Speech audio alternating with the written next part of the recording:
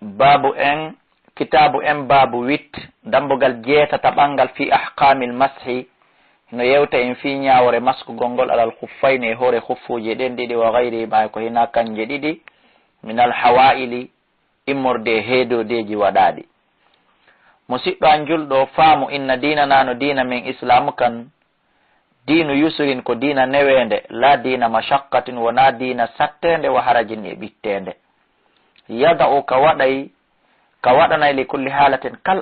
kala alhaali ma yunasibu ha konko hawrondirta e alhaali o min al ahkami immorde ñawoje mimma bihi immorde ko woni muɗum tatahaqqaqu kono haqinqinanta kono laatinta kono marsinta almaslahatu maslaha on wa tantafiri wa itta fes almashaqqatu tampere nde. wa min dalika no jeeya e mum ma shara'ahu llahu konko Allah subhanahu wa ta'ala on shar'ini fi halati l-wudu'i e alhaali salligi o. ida kanati laatike ala shay'in e dow hunde min a'da'i l-mutawaddi'i e dow tere immorde e tere salligotoɗo ha'ilun heedode ya shuɓɓuta mettay fi tawa sattayna za'u ittugol nden heedode wa yahtaju o haton jinile ila baqa'ihi faade heddagol heedode nden harande i waali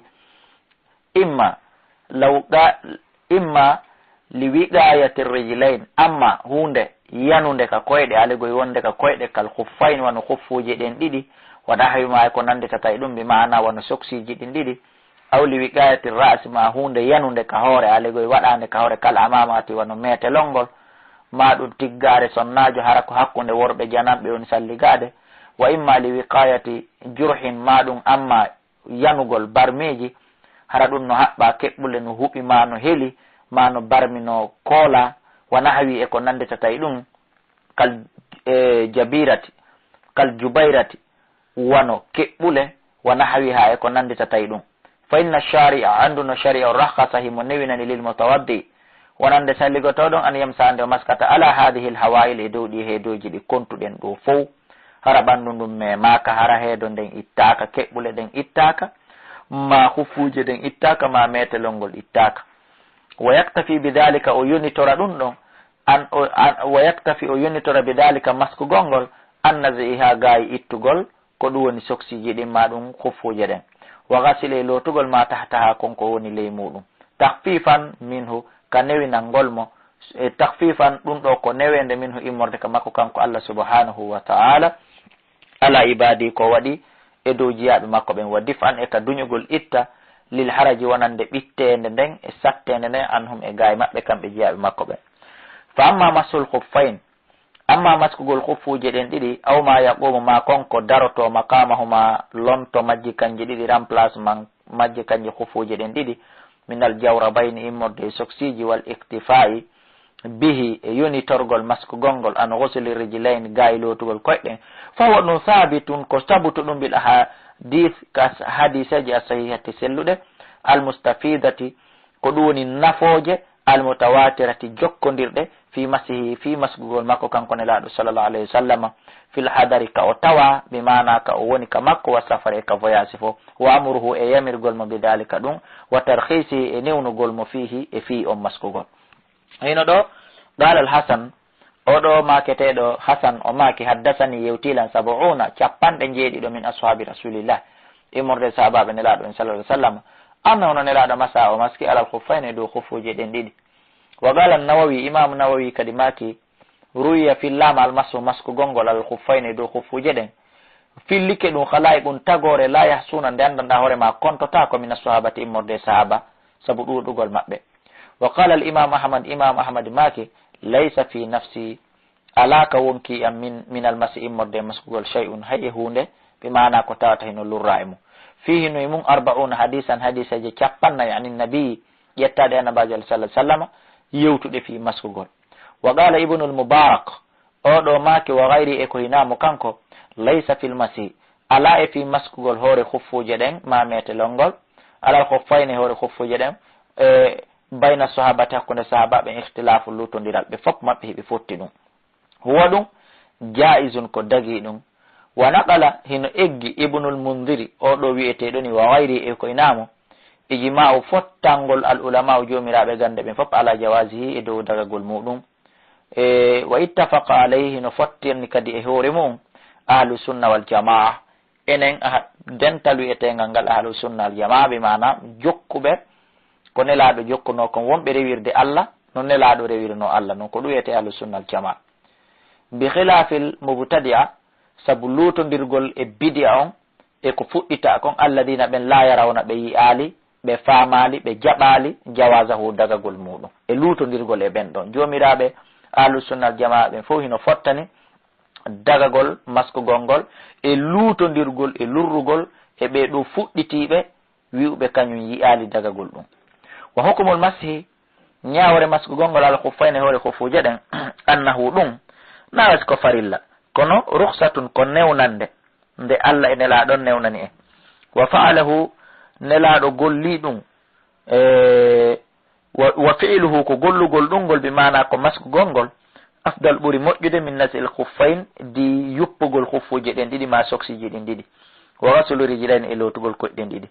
akhdan fi honɗum ka ƴettugol bi ruhsatillahi azza wa jalla newnande nde Allah newnani en nden hoynande nde o hoynani en nden wakkati dana e ka ñentingol bin nabi annabaji Allah sallallahu alaihi wasallam wa mukhalafat e ka lundagol lil mubtadi'a ɓeɗo yimɓe bidi'aɓe wal masku gongol yarfa'ul hadas ɗum ittay tayre nden few amma tahatal mamsuh gaay konkoni ley koyɗe ko maska kon wa gad kana gum ɗi laati ka annabiyu annabaji Allah sallallahu alaihi wasallam la yatakallaf o fawali o fawtotano ko nun kadi hari diddu halihi bimana contre alhaali makko allati on alayha mo woni hoore muɗum kadamahu teppe makko ɗen balskoni in kanata si tawi koyɗe makko ɗen laatike fil huffayn hiɗe watta e nder huffuje ɗiɗi o ala ɓittinde contre alhaali makko bimana o huwata contraire masaha o maska alal huffayn e hoore huffuje ɗen ɗo o yuppata o waɗata bimana o fawitota ko contre ɗum ɗon on wa in kanata siɗe laatake kadi maksufatayni koɗe hunciɗe ɗiɗi bimana ɗe ala e nder soksiji ma e nder huffuje ɗon kadi rasalal qadamayn o lootayno teppe ɗen ɗiɗi fala yushra'u sar'inaka lubusul khuffi ɓornagol huffu wangal noon li yamsa alay fi yon tigi masku e hoore maggal ta ko fi ɗum o wattoringal bimana wa muddatul masi e hino ɗo noon dumunne on tigi ko islam daginanimo kon embere ko gasata maskude kon hoore huffuje ɗen alal huffayne hoore huffuje ɗen bin nasba ko hawrodiri kon lil muqimi wonande ñiiɓuɗo bimana wonɗo ka nokkure mum wa min safari e yimmorde voyage makko voyage mo andanɗa hoorema la yubihu lahu daganaki mo kanko voyageur jon alqasru raɓɓinɗingol julde nde saabu ko tawi comme voyage on woɗɗa bimana ñiiɓuɗo ka mu'um e wonɗo e voyage kono voyage on tawata dagaki ɗuytugol julde mbimanara voyage makko on wona timmuɗo 85 kilo haray embere dumunne ko islam yananimo kon yi o masku yawmin wa laylatin ko 24 heures jemma e ñalorma wa bin nasbati ko hawrodiri kon li musafirin wonande voyage ɗo safaran hara ko voyage yubihu lahu tawata hino daginanamo e nder voyage on alqasru raɓɓinɗingol julde saabu timmugol 85 kilo métre nattiri dow oɗo eno daginana maskugol salatata ayyamin balɗe tati bila yaaliha wondude e jemmaji muɗum bila yaaliha wondude e jemmaji muɗum ni mbimana 72 heures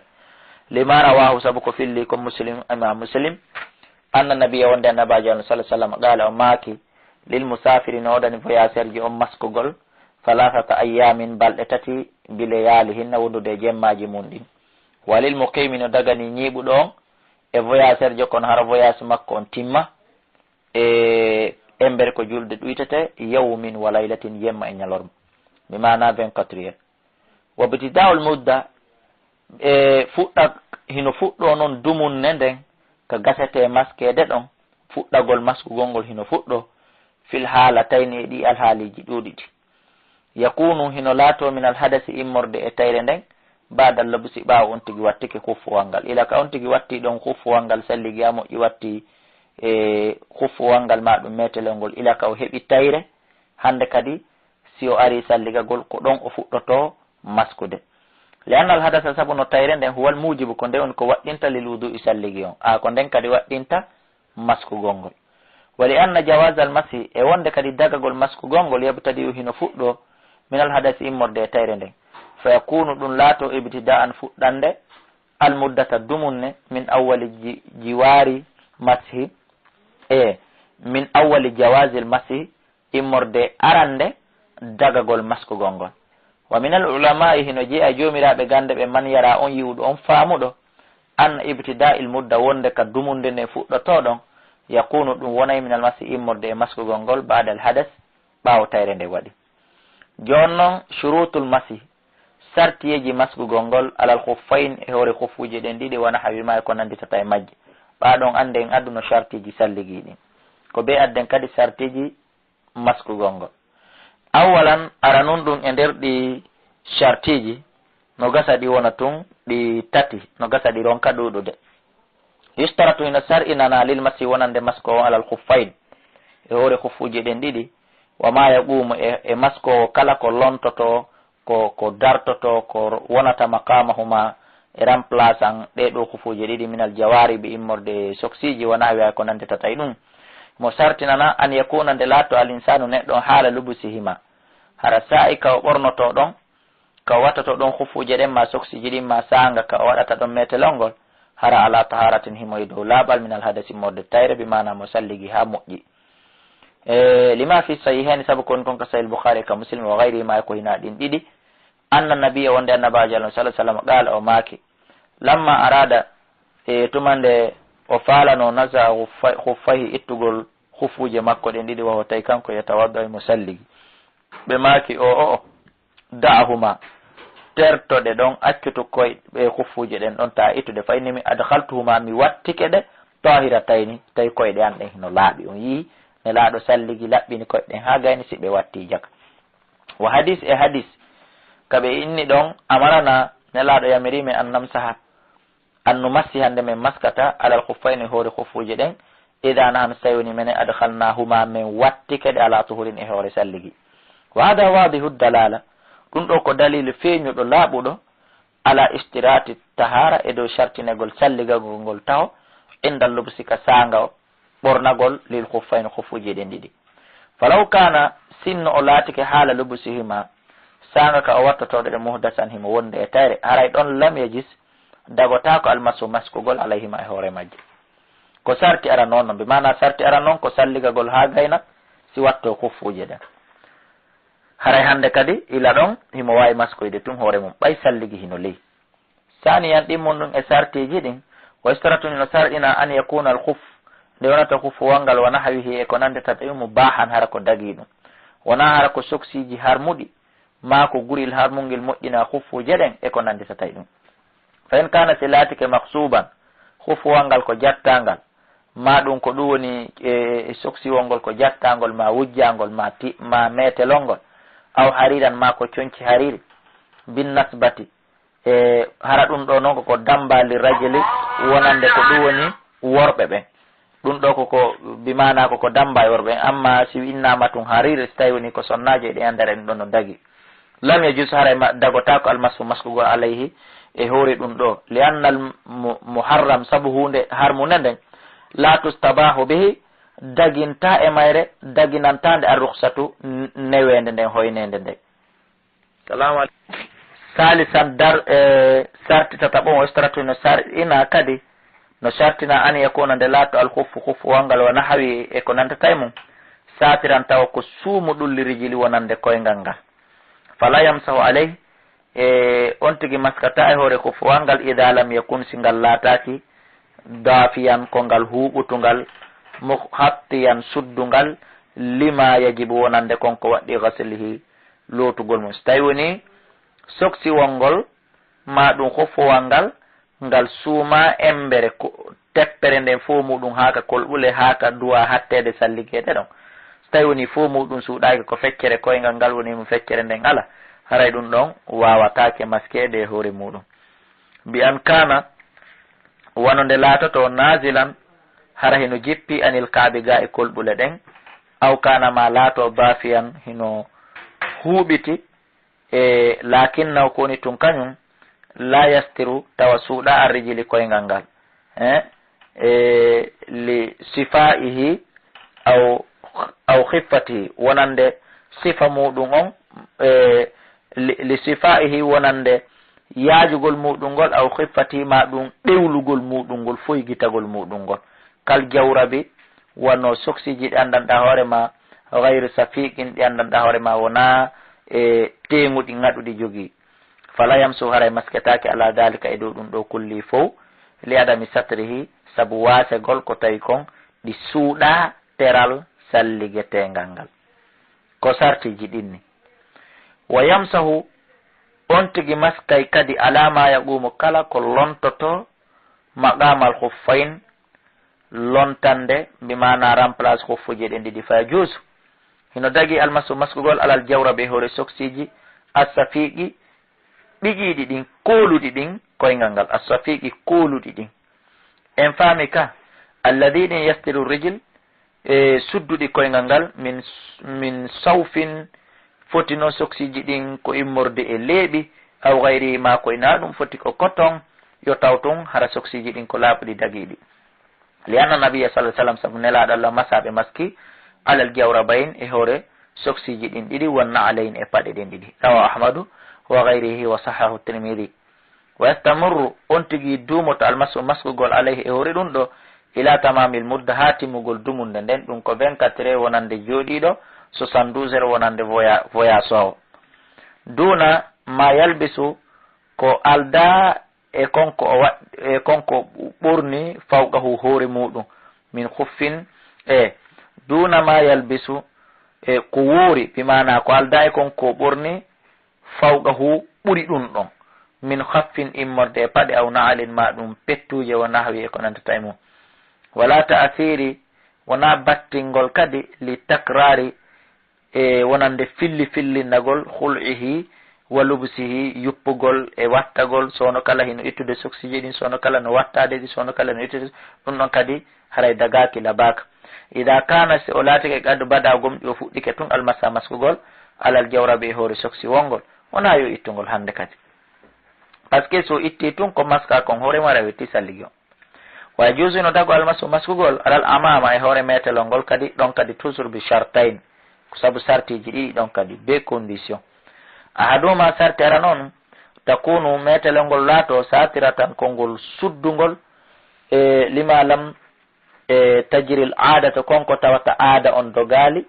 bi kashfihi ñurtugol muɗum min rasi morde hoore bi mana innatake metelol ngol forcément koye tawi ngol suumi hoore nden fof kono do koye taw hara embere nde aada on wowi andude nden ɗon no duwa suuɗade koyo taw hara metelol ngol hino suuɗi embere ɗum ɗon amma cukalal seeɗa wonay kalkal ka hoore tinde ma ka wano ka hoƴƴudu ɓaawo hiɗen andi ɓuri kon kufune ma ɗum metelol suumata ɗum ɗon kono suku ndu wondu ndun ka tumbo hoore ha ka bindeji seraji ɗum ɗon aada on ɗum ɗon ko suumete ɗum ashartu thani sarti ɗimmon an takuna al amama nde metelol ngol wonata e muhannakatun e waɗangol parfum waya ɗum allati ko ngol metelol yudaru tawata hino yiltidira min ha e maggol tahatal hinki e ley koyɗe parfum hun seeɗa e hinki duurin bimana parfum wiyeteɗo duuri on faktara ma ko ɓuri ɗum ɗon aw takuna ma laato dhati dha'abatin kañum metelol ngol hara ko joomi dhu'abatin hara ko joomirangol calɗi seeɗa wa hiya allati ko ngol woni ngol yarha tawata hino junniti hino fera tarfuha sera maggol on minal khalfi hella ɓaawo mi mana wa legoy hara hoore metelol ngol ko oy koy hino feritora hella ɓaawo legoy fagata sabata sabu gomɗi selli anin nabi ko ƴetta nabaji allah sallah sallam almasu maskugol alal amamati hoore metelol ngol bi ahadisin sabu hadiseji akhraja ha ɗe yaltini ɗum gayri wahidin ko tawata wona goto min al a'immati immorde hooreɓe ɓen wa qala umar sayyidna umar maki mallam yutahhiruhu lmasu kala mo tawata maskugol ngol wawali laɓɓinde ɗum ɗon yonatamo ɗum ɗon salligal mo alal amamati hoore metelol ngol fala tahharahu llahu haray on ɗon allah on laɓɓintamo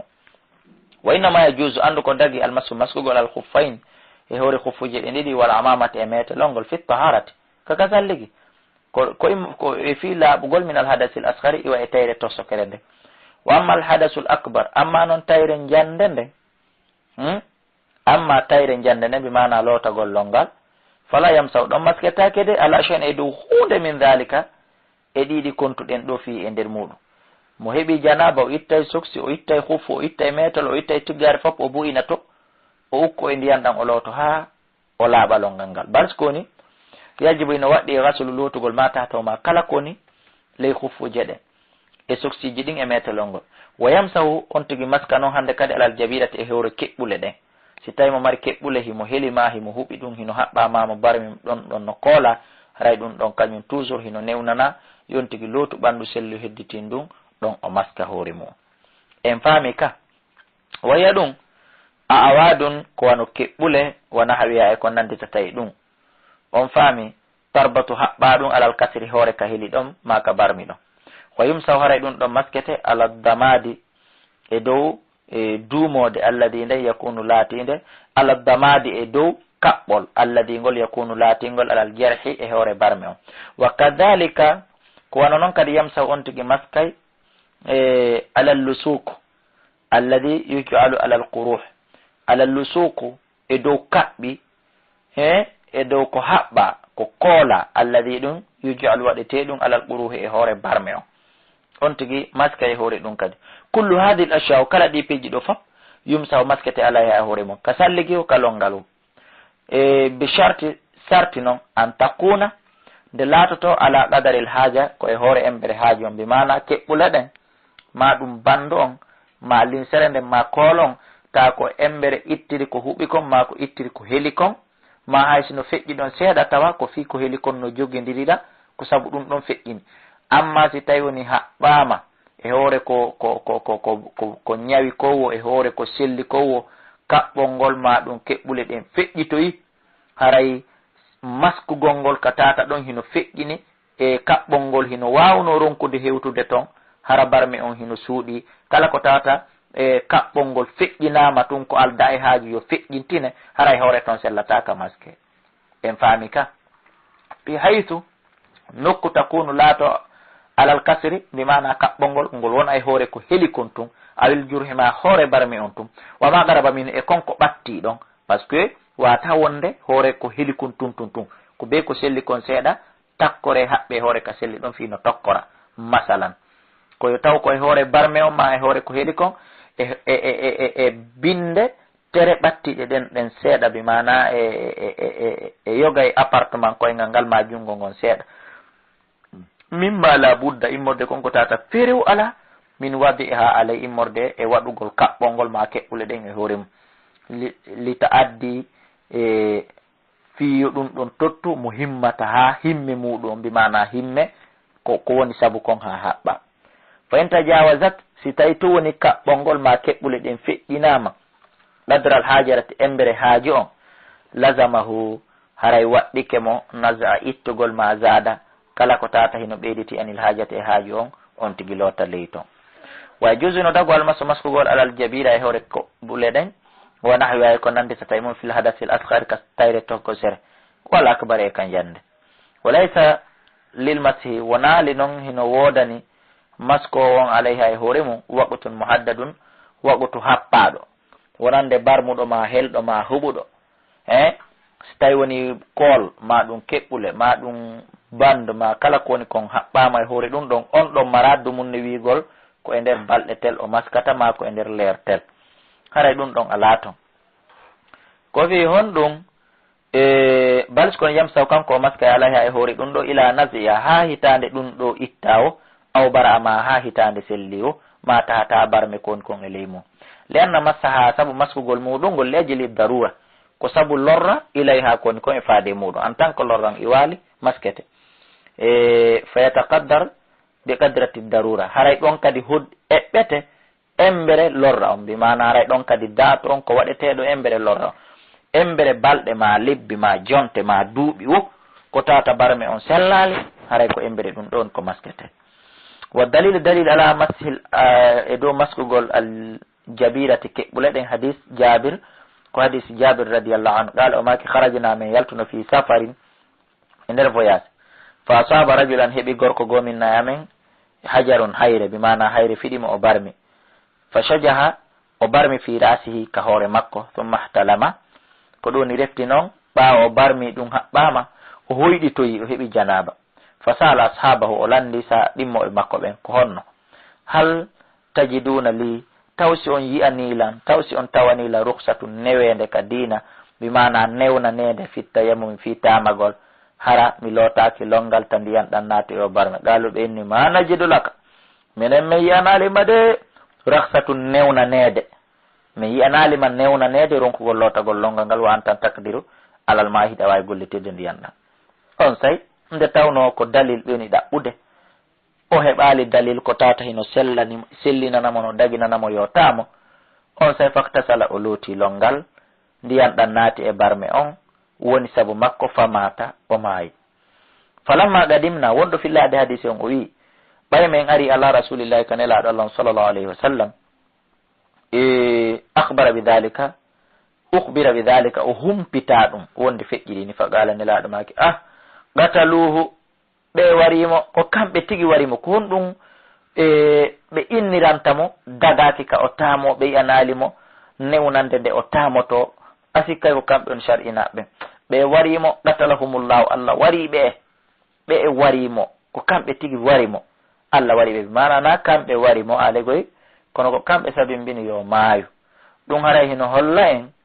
sellataka goɗɗo jaabo landal ngal o anda fimu yawgol tun taƴugol ñawore ene ustase en karamoko en alajji en hunde kar no dagi hino dagi hunde kar no harmi hino harmi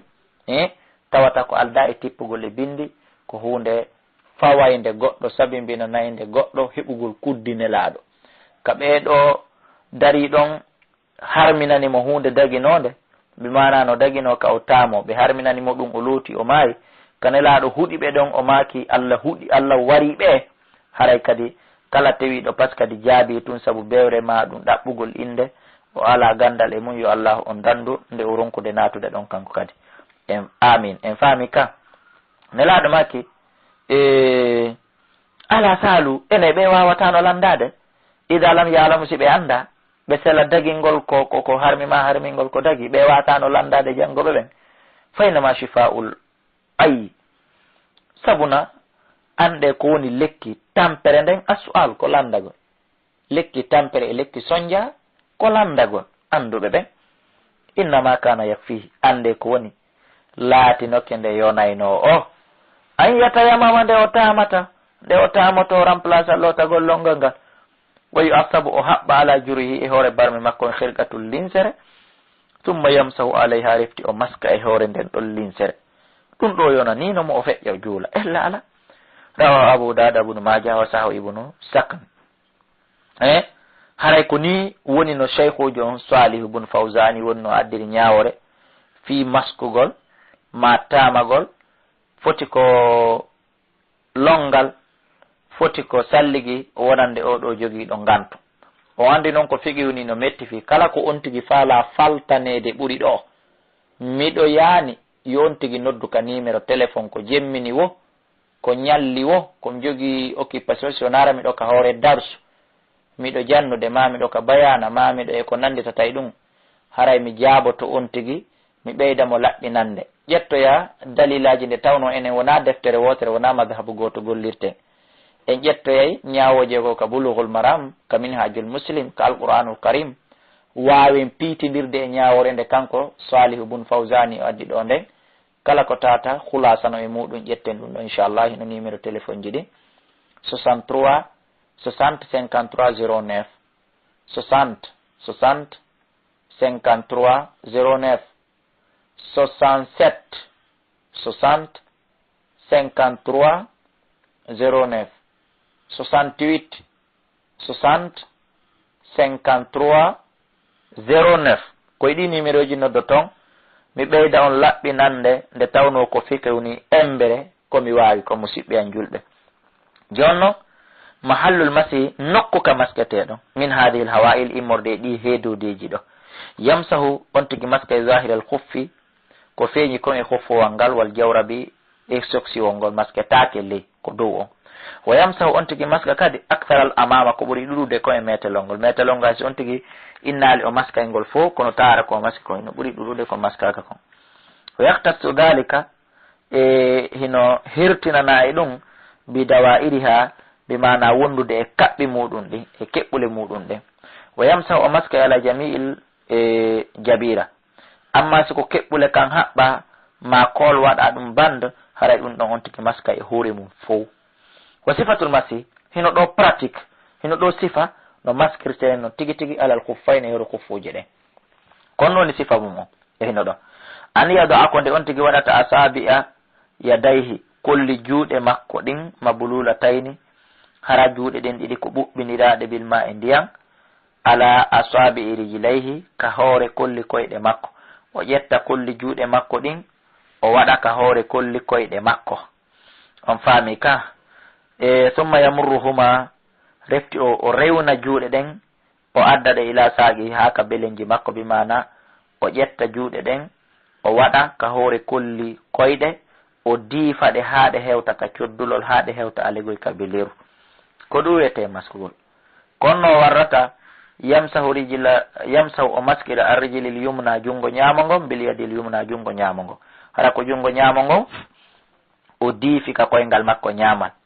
warrijili jungo al yusra warrijili yusra o maskira koyngal nanangal kadi bil yadil yusra jungo nano ngon hara ko jungo nano ngon kadi o ƴetti kolli makko ɗin o wallina kolli jungo nano ngon o wallina ka hoore kolli koyngal nanal o diifa ha ka beleru hara noon e nder ko maskata ko e nder ko diifata kon woyi farriju tawi mo sendidira alego himo lancite a soabi a kolli makko ɗin tawa o moɓidiraɗe o takkidiraɗe idama saha so tawi woni himo maskude e kadi so maski o gayni nde wotere wala yukarrirul masa o filli no nda ko maskugol ngol innugol ɗo maskude laabi ɗiɗi ma laabi tati no haray ɗum ɗon ala to musidɓe julɓe koni woni sifa no maskirteno waffaqana llahu ya allah subahana taala hawrindini en jami'an en dendagal lil ilmi wonande heɓugol gandal annafi nafaygal walla amali sali e heɓugol golle moƴƴi allahuma amin ya allah subahana taala on jaabina en da'iman du'aji kon ɗe wadde kon haray miɗo toro allah subhanahu wa taala fi an min abdoullahi kala e durri an on e dendanalgal ono wonɓe jentade o tafsiru an wondude e jurriyaji mon ɗin yo allah yaafo en bakkatuji men ɗin o hawtidira en ka aljanna o newinana en guure men on o yañana en arske meɗen o waɗana en barki e durriyaji men ɗin o ittana en sunuji men ɗin andeji men ɗin okkora en faaleji men dagiɗi ɗin o hawtidira en jannatul firdausil ala kala ɗo e heɓuɗo ko landitete